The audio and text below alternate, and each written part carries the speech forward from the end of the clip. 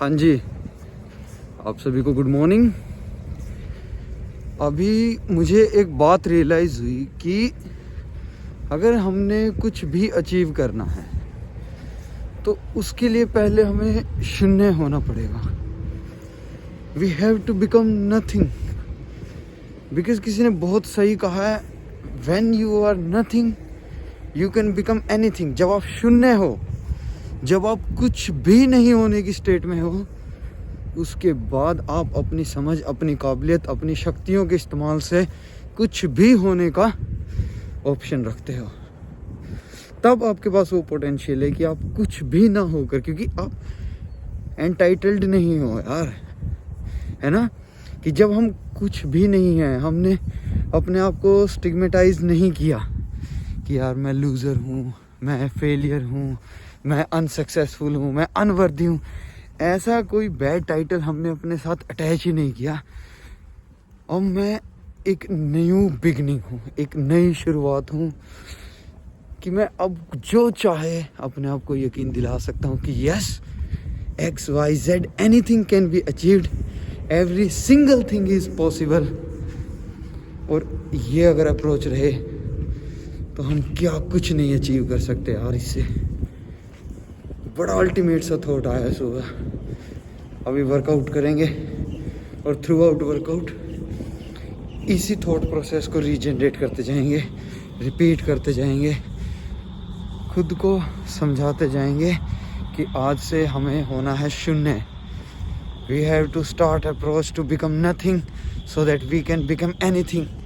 शून्य से कहीं तक का भी सफ़र शुरू किया जा सकता है। फिर से एक नई शुरुआत, एक नई सुबह।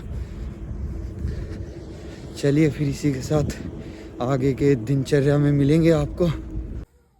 हाँ जी, फाइनली एचटेट एग्ज़ाम्स की डेट डिक्लेयर हो गई है। But to be honest, CTET और एचटेट के बीच में इतना सारा गैप होने के बाद प्रेपरेशन कहीं ना कहीं तो कॉम्प्रोमाइज़्ड हुई है।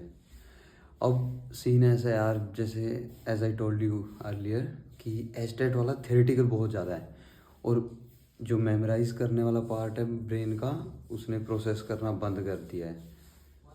3-4 दिन बाद सारा ब्लैंक आउट हो जाता है कि कुछ पढ़ा था, लिटरली ब्लैंक स्लेट बन जाता है माइंड की, पता नहीं पढ़ा था नहीं पढ़ा था, फिर रिवीजन करो, फिर 3-4 दिन बाद फिर निकल जाता है दिमाग से। इस वाले एग्ज़ाम को लेके बहुत एप्रीहेंसिव हो रहा है यार मैं, मतलब पता ही नहीं लग रहा हो भी पाएगा कि नहीं हो पाएगा। बहुत ज़्यादा नेगेटिविटी आ गई दिमाग में। But as of now 14 days का टाइम है, 2 वीक्स की प्लानिंग करेंगे, स्ट्रेटेजाइज करेंगे कि भाई कौन सा पार्ट किस हिसाब से। या तो मोस्टली ऐसे ही सोच रहा हूँ मैं कि 3 डेज़ CDP, फिर 3 डेज़ अपना सब्जेक्ट, और 3 डेज़ जो बाकी कॉमन बच गए, लैंग्वेज, GK और रीजनिंग, मैथ्स, ये सब वाला पार्ट। तो ये 9 दिन हो जाएंगे और लास्ट के 5 डेज़ बच जाएंगे। 5 डेज़ में फुल डे प्लान करके कि सिर्फ पढ़ना ही पढ़ना है। और वो कैसे कि मॉक लगा लेंगे, कहीं से प्रीवियस ईयर लगा लेंगे, या रैंडम क्वेश्चंस अटेम्प्ट कर लेंगे। कुछ इस तरह से प्लानिंग रहेगी, तब जाके कुछ सॉर्ट आउट हो सकता है। क्योंकि यार अब जो रहने का मज़ा आने लग गया वो है हरियाणा में ही। और मैं सोच रहा हूँ कि एस्टेट क्लियर हो जाए तो यहीं जॉब पकड़ लें, कहीं और जाने की बजाय। लेकिन अभी माइंड पता नहीं कहाँ कहाँ घूम रहा है यार। मेरे साथ ही ऐसा हो रहा है कि पता नहीं सभी एस्पिरेंट्स के साथ ऐसा होता है। आज तो मैं उस कॉन्फिडेंस से, जैसे पहले मैंने बोला था कि both exams will be cracked in first attempt by me, अब तो मैं वो भी नहीं बोल पा रहा हूँ कि यार एस्टेट क्लियर होगा कि नहीं होगा। इतनी नेगेटिविटी आ गई आज दिमाग में। बट समहाउ वर्कआउट ख़त्म कर लेते हैं, उसके बाद जाते टाइम देखेंगे कि कुछ अगर नया थॉट आया, कुछ नई एनर्जी आई तो उसके साथ आपको अपडेट करेंगे। आपको भी अपडेट करना, खुद को भी अपडेट करना है यार।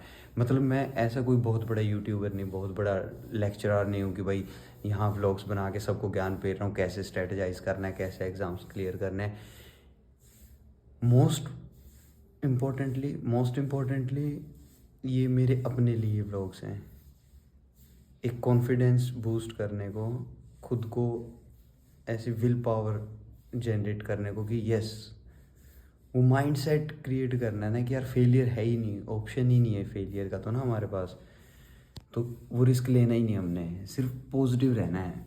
हो जाएगा बहुत बढ़िया, नहीं होगा नहीं होगी, कोई चक्कर ही नहीं, लेकिन हमको क्लियर करना है, हमारा एग्ज़ाम क्लियर होना है। हम एग्ज़ाम क्लियर कर चुके हैं, इस वाली स्टेट में रहना भाई लास्ट 2 वीक्स मेरे को। और जो भाई साहब एंड जो कोई भी एस्पिरेंट ये व्लॉग्स देख रहा है भाई, सभी एग्ज़ाम्स के लिए ये एप्लीकेबल है यार। ये मतलब एक पर्टिकुलर एग्ज़ाम की स्ट्रैटेजी नहीं शेयर कर रहे हम, ये एक माइंड सेट डेवलप कर रहे हैं यार कि मतलब एग्ज़ाम कोई भी हो आपका, किसी का नीट का होगा, किसी का आईआईटी का होगा, किसी का यूजीसी नेट होगा, किसी का यूपीएससी होगा, किसी का क्लैरिकल होगा, एसएससी होगा, number of exams, but mind set ये रहना चाहिए यार हमारा, डेडिकेशन ये रहनी चाहिए, बस इसके ऊपर काम कर रहे हैं।